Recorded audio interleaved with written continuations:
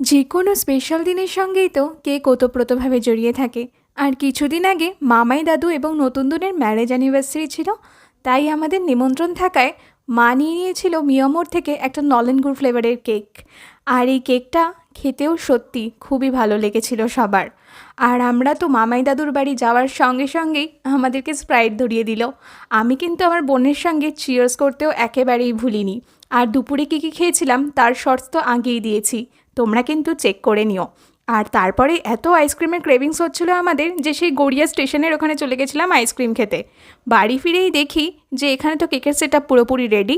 মামাই, মামুনি, নতুন দুন, মামাই দাদু, রিমঝিম, দুন সকলে রয়েছে, মা বাবাও ছিল। আমিও একটু ক্যাপচার করতে ভুললাম না মুহূর্তগুলো, কারণ এই মুহূর্তগুলো তো আজীবনের স্মৃতি। আমরা কখন কে কোথায় চলে যাব, বুড়ো বুড়ি হয়ে যাব তার নেই ঠিক, তবে এই স্মৃতিগুলো কিন্তু এইরকমভাবেই অমলিন হয়ে থাকবে।